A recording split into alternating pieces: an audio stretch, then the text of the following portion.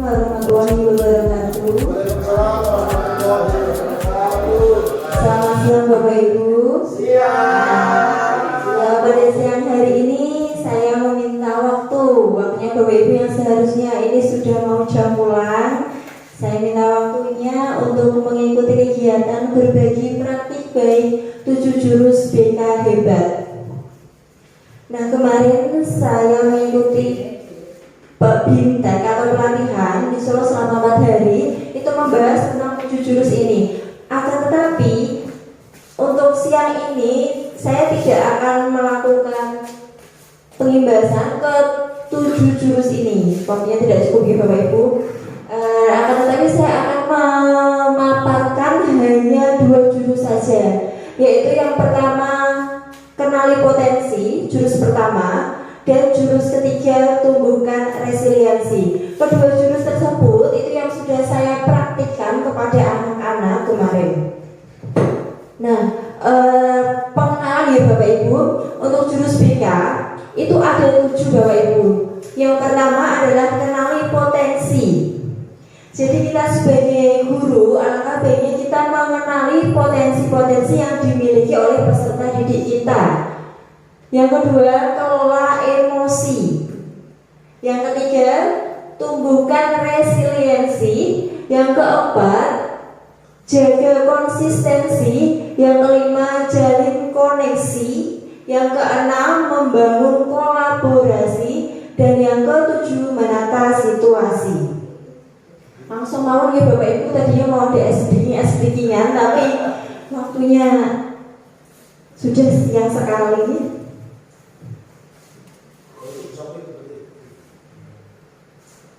Nah, untuk jurus yang pertama yaitu kenali potensi.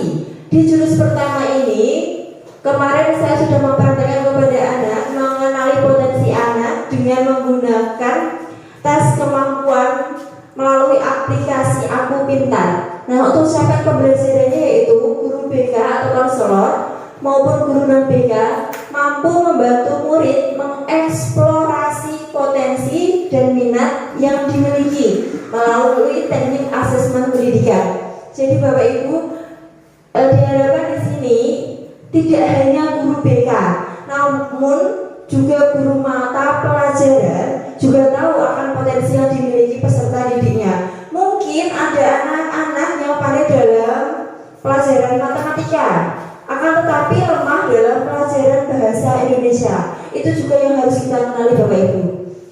Konsep kuncinya akan dipahami yaitu kecerdasan majemuk atau multiple intelligence, bahwa dalam teori kecerdasan majemuk ini manusia memiliki tidak hanya satu kecerdasan, akan tetapi 8 jenis kecerdasan.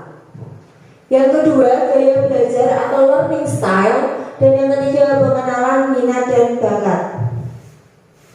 Nah, ini ada sebuah gambar Bapak Ibu. Mungkin Bu Ratna bisa membantu mengartikan. For a fair selection, everybody has to take the sum exam. Please, apa Bu bacanya? Claim that.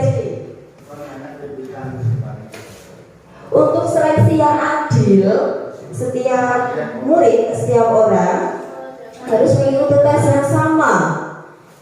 Tesnya yaitu memanjat pohon. Mungkin bisa diceritakan Bapak Ibu, ada yang mau berpendapat? Mungkin monggo. Oke, Ratna.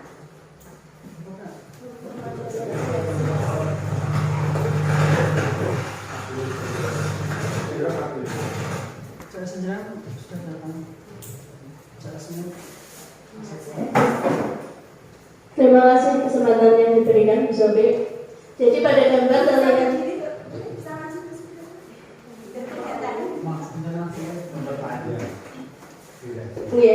dari gambar yang ditampilkan itu ada hewan gajah, ada monyet, ada anjing dan ada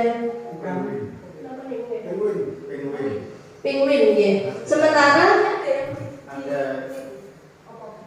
ikan ya. Sementara tugas yang diberikan adalah sama, yaitu memanjat pohon. Tentu saja dari tugas yang diberikan sudah jelas kurang memenuhi kriteria tugas yang baik yang mencakup semua hewan. Karena tentu saja jika kita melihat hewan yang ada, pasti yang menang adalah atau yang mendapat nilai yang paling baik pasti monyet. Sementara gajah tentu saja kesulitan, apalagi ikan ya, yang pada dasarnya intinya semua hewan itu memiliki kelebihannya masing-masing. Kalau ikan bisa berenang, barangkali monyet tidak bisa berenang.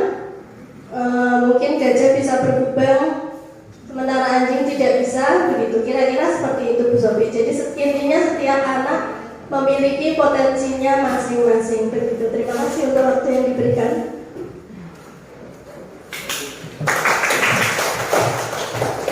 Dikasih apa Pak Teguh? Dikasih W, kasih O, kasih W. Wow, keren. Wow, keren. Itu yang kami pelajari kemarin di PM, Bu. Nah, betul sekali apa yang dikatakan oleh Bu Ratna bahwa setiap anak memiliki kecerdasan masing-masing. Jadi apabila Bapak Ibu mendapati murid yang ketika penilaian Bapak Ibu di bahasa Indonesia kok nilainya tidak sesuai KKTP ya? Apa itu sih bahasa? Ya, tidak sesuai KKTP, di bawah KKTP. Nun sewu jangan menjudge anak tersebut sebagai anak yang bodoh. Karena bisa saja anak tersebut pandai di pelajarannya PAI. Bisa saja anak tersebut pandai di pelajarannya Pak Zuri olahraga, seperti itu. Curhat sedikit ya. Ini tentang anak saya sendiri. Dulu saya itu pernah pada situasi di mana saya menyalahkan diri sendiri, menyalahkan anak saya kok tidak mampu, anak saya kok beda dari anak yang lain. Ketika ada orang yang ngomong, kamu sudah bisa apa? Ini loh, cucuku sudah bisa nulis, sudah bisa baca semua, huruf sudah bisa. Ngajimu sampai mana? Cucuku loh sudah sampai jilid 4. Nah, itu di situ saya merasa musuh anakku bodoh banget gitu loh.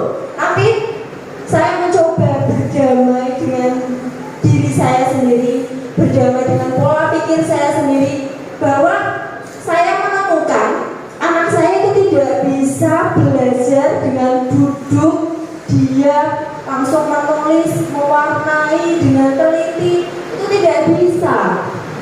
Membaca sambil jalan, sambil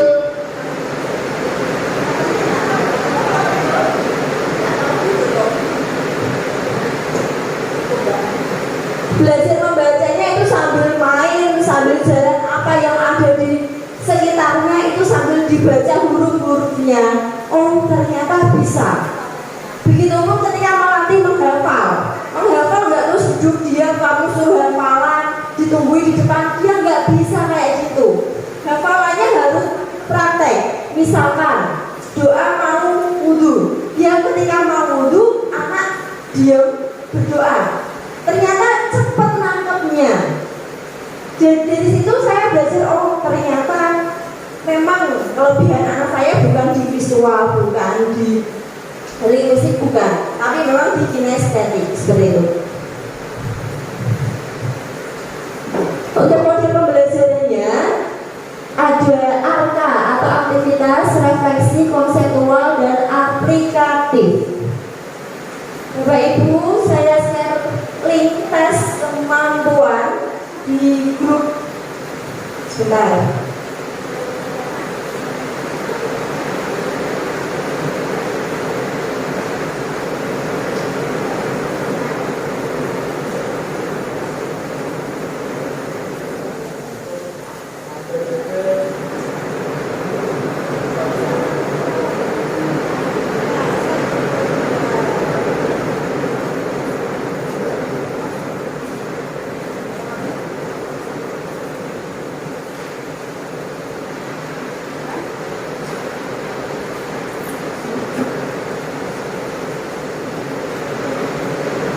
Nah, untuk model pembelajaran yang pertama ada aktivitas. Saya minta Bapak Ibu untuk mengerjakan tes kecerdasan akademik, kecerdasan majemuk yang linknya sudah saya share di grup sekolah.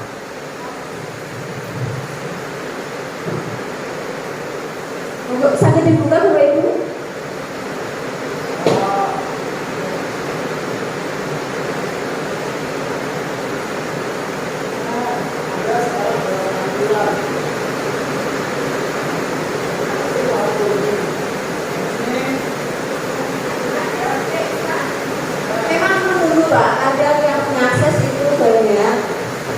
Jadi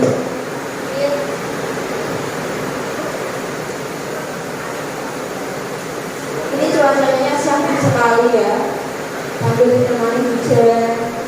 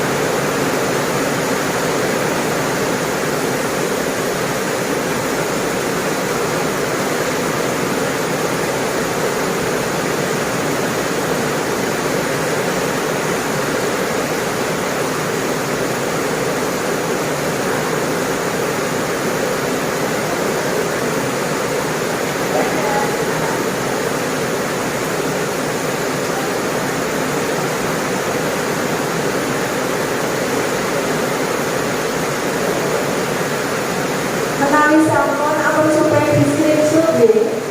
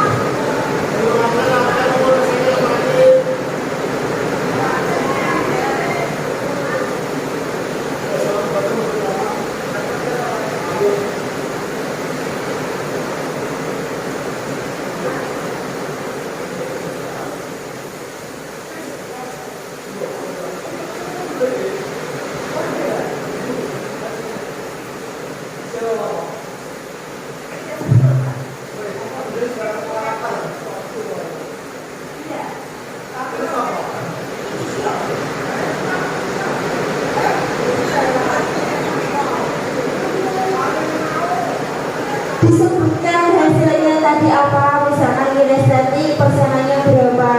Setelah mengerjakan tes kemampuan, kecerdasan apa yang Anda miliki, berapa persen hasilnya.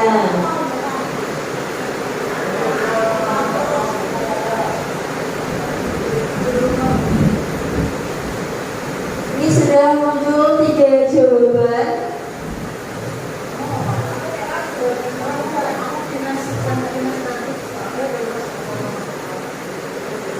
Linguistik ini cerita lagi.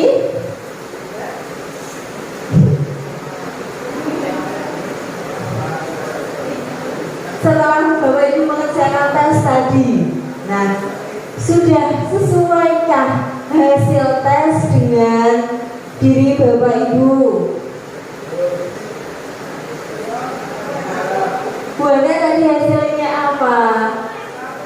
Interpersonal 89%. Ini 100% logika matematika siapa?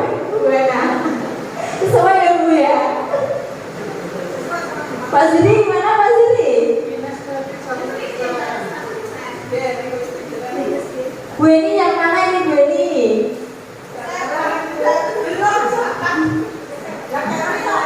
Berita yang mana berita? Bapak ini Budi? Personal naturalistik belum ketemu. Oh belum. Boleh kita statis 100% siapa ini? Wah berarti sekali dengan Pak Zuri. Bujel? 100. Linguistik.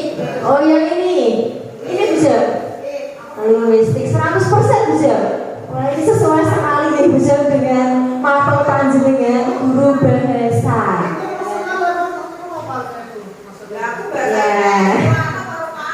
Nanti lebih lanjut interpersonal itu apa, linguistik apa dan sebagainya.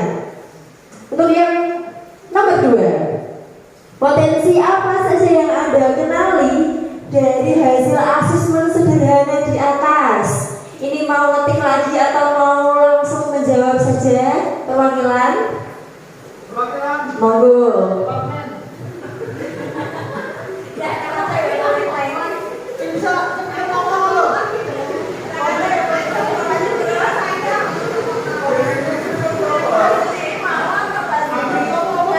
Panjenengan tadi hasilnya apa? Kinestetik 100% ya? Sudah sesuaikan dengan diri panjenengan? Nah.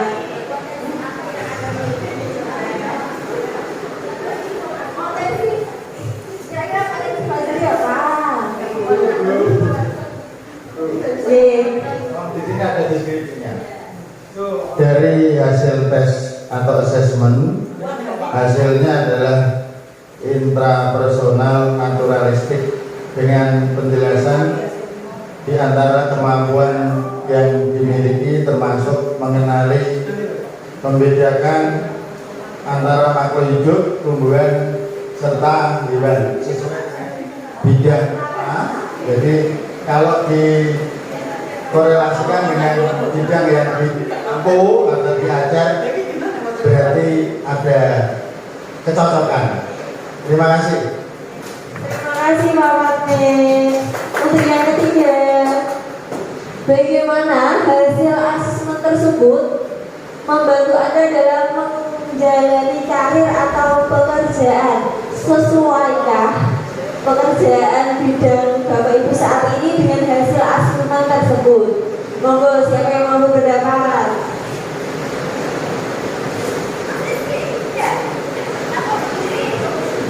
Monggo. Oh ini sudah ada yang menjawab. Untuk mengetahui tingkat ketercapaian tujuan. Kenapa ini Pak Zuri tidak sesuai? Padahal hasilnya sesuai loh Pak Zuri, itu kinestetik 100% lagi. Ya itu kinestetik memang seperti itu Bapak.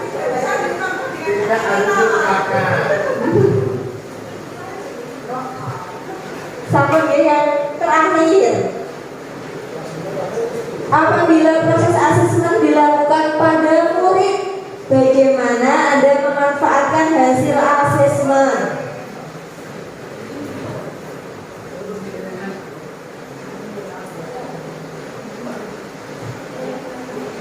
Monggo Bu Dian mau berpendapat?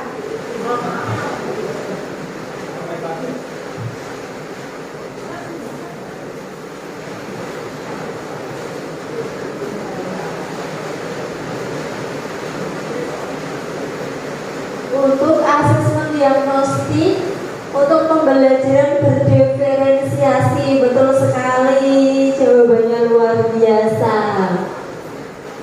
Memang untuk pembelajaran berdiferensiasi kita mengakomodir kebutuhan peserta didik, jadi kita tidak terfokus pada satu media. Mungkin bisa menggunakan beberapa media, bagi anak yang visual dengan video, bagi anak yang kinestetik dengan gerak, dengan praktek. Berikut beberapa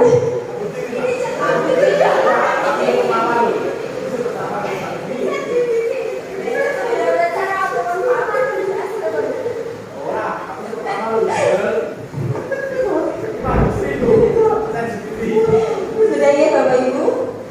Ya.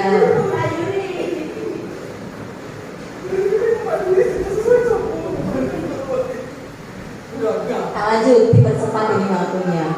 Nah, tadi kecerdasan itu ada 8 Bapak Ibu. Bapak Ibu tadi sudah mengerjakan tes, bingung kinestetik itu apa, logika itu apa, spasial apa. Nah ini penjelasannya. Saya akan memaparkan secara singkat saja. Cerdas visual spasial itu karakteristiknya membaca dan menulis untuk kesenangan, pandai menyusun teka-teki, menafsirkan gambar, menafsirkan grafik, diagram, atau membaca peta, itu pintar. Yang kedua, cerdas linguistik. Linguistik berarti bahasa verbal. Oh Pak Budi, apa sih ya Pak Demarayu ya? Oh, bahasanya bagus. Mampu menjelaskan sesuatu dengan baik karakteristiknya. Mudah mengingat informasi tertulis daripada lisan. Linguistik, pada intinya linguistik verbal itu berkaitan dengan kata-kata, dengan menyusun kalimat. Jadi tadi Bujang ya, hasilnya linguistik verbal itu cocok sekali untuk Bujang yang mapelnya bahasa. Ya, berikut Pak. Intrapersonal ya, saya lanjut dulu. Nah, cerdas yang ketiga interpersonal. Dengan karakteristik berkomunikasi secara verbal dengan baik. Interpersonal itu berarti berkaitan dengan orang lain, Pak. Jadi pandai memahami orang lain, pandai berkomunikasi dengan orang lain. Ya, inter dengan diri sendiri. Nah, terampil dalam komunikasi non verbal. Jadi kadang yang pinter mengambil hati orang lain lewat komunikasi. Nah, itu interpersonal. Pak Teguh cocok sekali ya Pak Teguh, panjenengan yang sebagai kesiswaan cerdas. Yang coba cerdas intrapersonal. Kalau inter itu berkaitan dengan komunikasi orang lain. Kalau inter itu kecerdasan memahami diri sendiri. Dengan karakteristiknya senang memikirkan ide-ide abstrak, seperti melakukan eksperimen ilmiah, dapat memecahkan perhitungan yang rumit. Yang ke-6, cerdas kinestetik. Ini tadi Pak Zuri. Terampil dalam menari dan olahraga, menikmati membuat sesuatu dengan tangan, memiliki koordinasi fisik yang baik. Kan tadi Pak Zuri bilang susah mengungkapkan ya Pak Zuri. Nah, karena Pak Zuri punya kecerdasannya kinestetik. Selanjutnya kecerdasan naturalistik, berkaitan dengan alam. Jadi suka dengan pelajaran IPA, nih Pak pakai tadi botani, biologi, zoologi. Menikmati berkemah, berkebun, pokoknya yang berkaitan dengan alam. Senang. Biasanya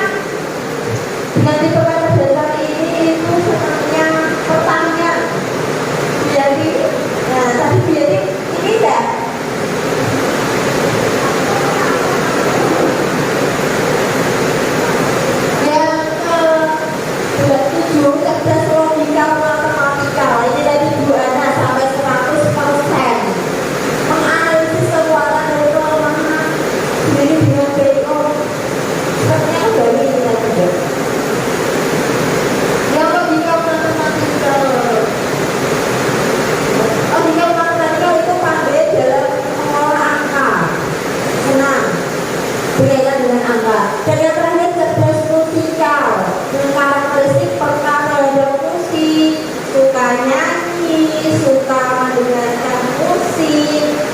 Bulannya ini sepertinya menyanyi. Jadi bagaimana memainkan alat musik sehingga menghasilkan apa yang bagus. Berapa ini bulannya? Masih mau deh.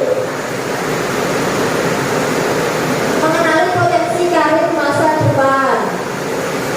Ini ada tesnya sendiri Bapak Ibu. Jadi kecerdasan tadi itu bisa diarahkan nanti ketika sudah ke jenjang karir, mau pilihan profesi apa. Ini sebenarnya ada tesnya sendiri. Nah, yang selanjutnya mengenali 3 gaya belajar. Untuk gaya belajar sudah tidak asing ya Bapak Ibu. Ada gaya belajar visual, auditorial, dan kinestetik. Nah, atas bagaimana kita sebagai guru mampu mengakomodir gaya belajar siswa kita yang beragam. Berikan Bapak Ibu.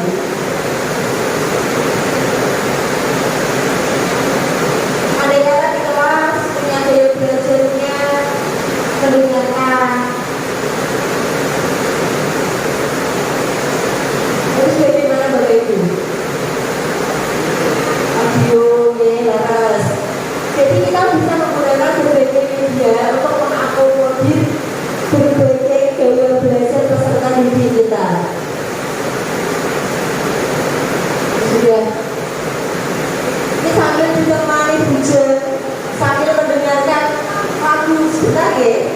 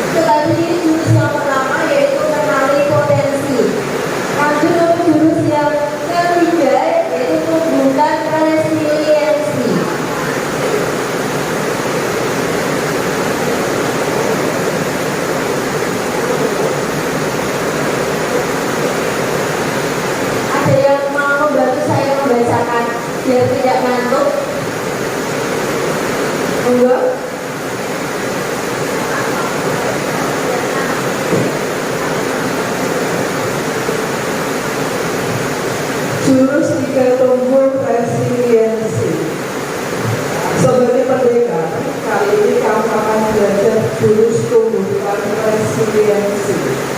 Siapkan diri dan konsentrasi, siluman set mindset akan menghalangi. Lawan dan kalahkan siluman itu sebagai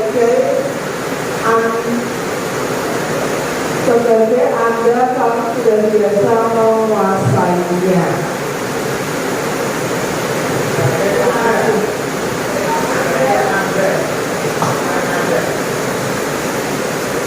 Yang ketiga, tumbuhkan resiliensi. Akan ada siluman fixed mindset. Ibu berapa biasanya? Mindset, fixed mindset. Nah, tujuannya kemarin waktu tidak SPM sudah sedikit cuma bahas tentang fixed mindset ya. Ada yang maksudnya Bapak Ibu? Fixed mindset atau pola pikir tetap. Nah, tujuan ini yaitu untuk membantu membentuk growth mindset atau pola pikir berkembang, bertumbuh yang menumbuhkan resiliensi sehingga mereka berkembang optimal pada aspek pribadi, sosial, akademik, dan karir.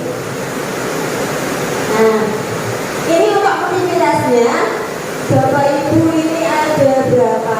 4, 8, 11 satu kelompok berisi 4 anggota motor G. Jadi ini jadi 3 kelompok. Kita akan bermain membangun menara. Jadi Bapak Ibu, saya sudah menyediakan kartu. Kartu ini biasanya punya konotasi yang negatif nih. Pasti kalau diremen nih, nah ini pasti dalam pikirannya sudah negatif. Nah, tapi kali ini saya akan menggunakan kartu ini untuk media pembelajaran. Jadi Bapak Ibu nanti akan saya berikan kartu satu kelompok satu. Silakan Bapak Ibu membuat menara setinggi-tingginya, sekuat-kuatnya. Setiap kelompok akan mendapatkan properti untuk disusun agar menjadi menara. Buatlah menara setinggi dan sekuat mungkin agar bisa menjadi pemenangnya. Akan ada angin ribut yang memuji kekuatan menara yang Bapak Ibu bangun. Jika menara roboh, akan ada kesempatan kedua untuk membangun.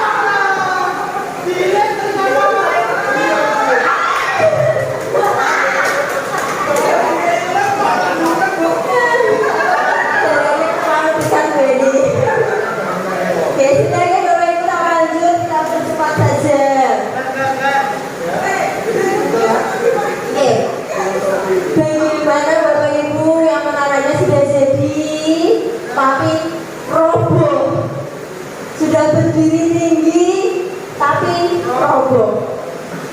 Ketika menara Bapak Ibu sudah jadi dan tiba-tiba roboh, apakah Bapak Ibu membangunnya kembali? Ya. Bagaimana perasaan Bapak Ibu ketika mendapati menara Bapak Ibu roboh? Sedih. Karena ketika melihat menara Pak Zuri roboh, apa yang Pak Zuri lakukan? Berusaha membangunnya lagi. Betul sekali Bapak Ibu. Ini ada satu video tentang resiliensi.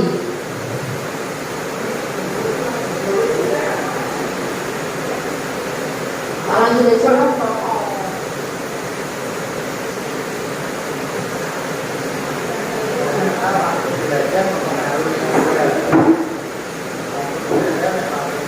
Sampai sini sudah paham Bapak Ibu apa itu resiliensi? Nah, ini mari kita simak tayangan video untuk mendapat pemahaman kita tentang resiliensi.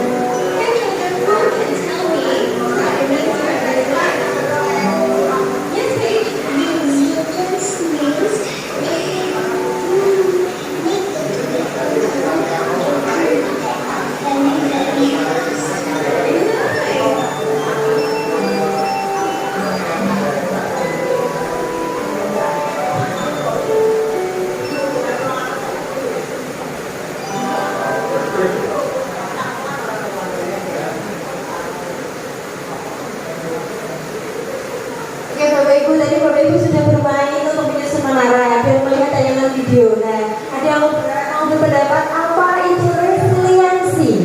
Monggo. Monggo, apa itu resiliensi?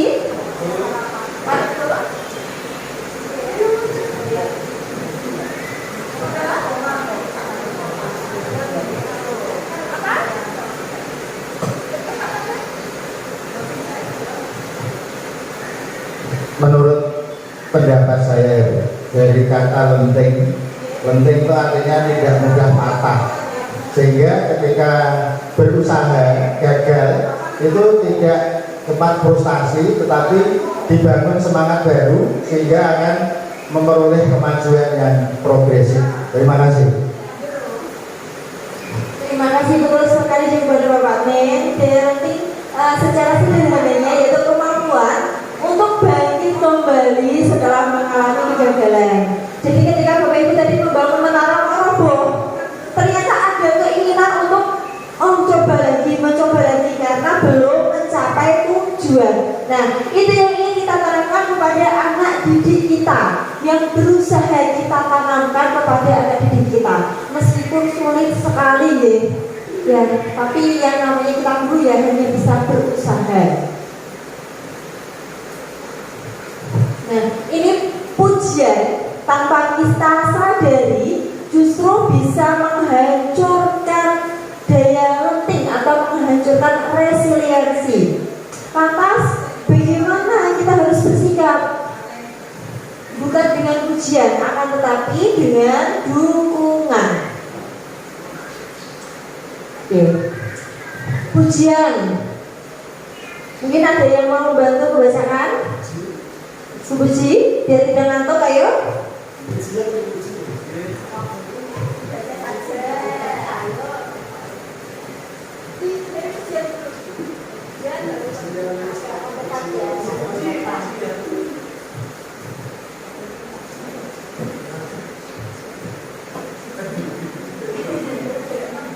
Akan saya bacakan ya Bu. Pujian atau praise global dan fokus pada orang kamu hebat. Orang dewasa sebagai subjek, ibu bapak bangga padamu. Oke. Anak sebagai subjek, kamu pasti bangga pada dirimu. Orang dewasa sebagai subjek, ibu atau bapak bangga kepadamu. Memberi kepercayaan, ibu atau bapak percaya kamu bisa belajar dari kesalahan. Orang dewasa sebagai yang mengontrol, bapak atau ibu senang kamu mau dengar nasihat kami. Fokus pada usaha dan progres. Kamu sudah berlatih sangat keras, kamu pasti bisa. Fokus pada kesempurnaan. Wah, suaramu merdu sekali. Mendorong anak mengevaluasi diri. Semester ini kamu jauh lebih baik dari semester lalu. Mendorong anak membandingkan dengan orang lain. Hebat, kamu dapat nilai paling besar di kelasmu. Mendorong keberhasilan. Semua yang belajar sepeda pasti pernah jatuh. Ayo coba terus. Menjadi takut berbuat salah. Kamu memang anak yang patuh, tidak pernah mengecewakan ibu. Terima kasih Bu Puji. Ini bedanya pujian praise dengan dukungan. Nah, terkadang kita tanpa sadar sering memuji anak. Selamat kamu dapat juara. Nah, tapi pernahkah Bapak Ibu mengucapkan, "Nak, kamu sudah berusaha keras, sudah berlatih, dan akhirnya kamu bisa menjadi juara." Nah, poinnya apa? Kenapa kita memberi dukungan seperti itu dengan kata-kata itu, agar anak itu yang diingat prosesnya, bukan hasilnya. Karena kalau anak hanya mengingat hasil, bisa jadi pas ulangan tidak mikir prosesnya bagaimana. Aku untuk nilai api, dipuji Pak Teguh, weh ulangan untuk 98, dipuji Pak Teguh seneng, nah gitu. Jadi biar anak tidak terfokus pada hasilnya, sehingga menghalalkan segala cara untuk mendapatkan hasil yang bagus, sehingga menghalalkan segala cara untuk terlihat baik di mata bapak ibu guru. Seperti itu. Ini fixed mindset dan growth mindset ini kemarin sudah kita bahas ya Pak Teguh ya.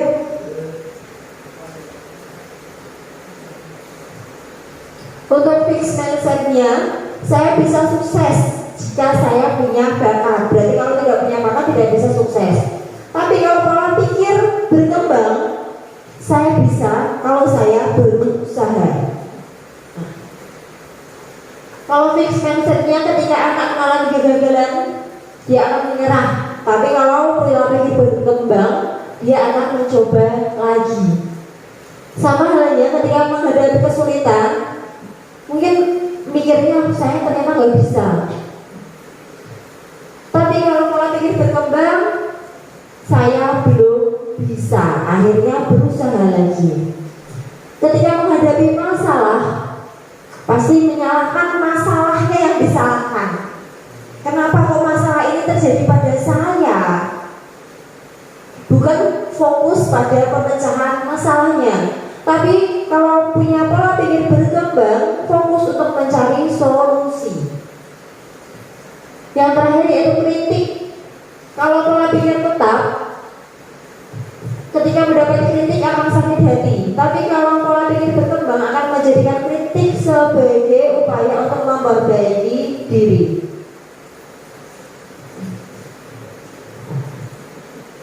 Menurut Profesor Stanford University, pujian ternyata berefek negatif pada siswa.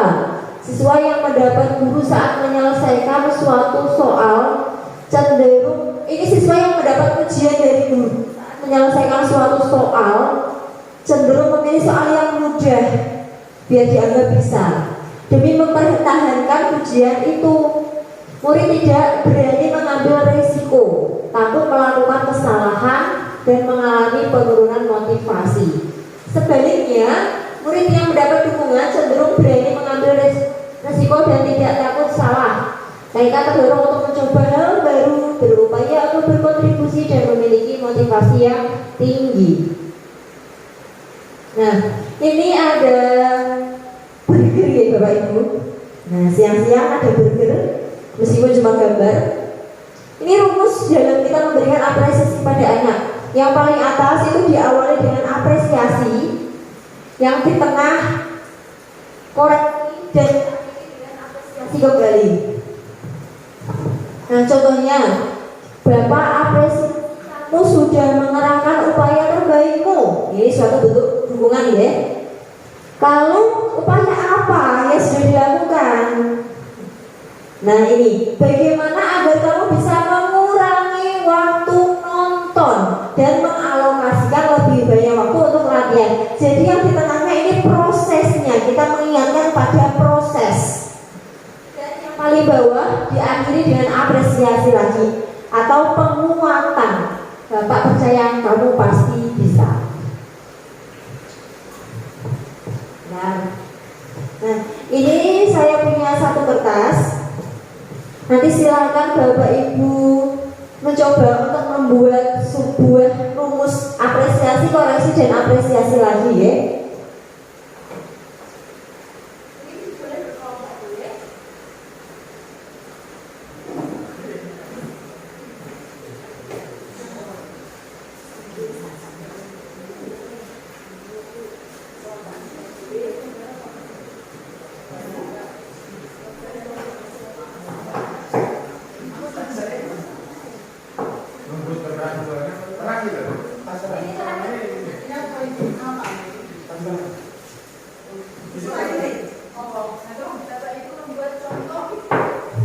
Membuat contoh rumus, diawali apresiasi, di tengahnya koreksi, diakhiri apresiasi lagi. Jadi di paling atas itu bentuk dukungan, yang di tengah itu mengingatkan pada prosesnya, mengerahkan upaya terbaik nah di tengahnya itu proses upayanya apa, dan yang paling akhir diakhiri dengan apresiasi lagi.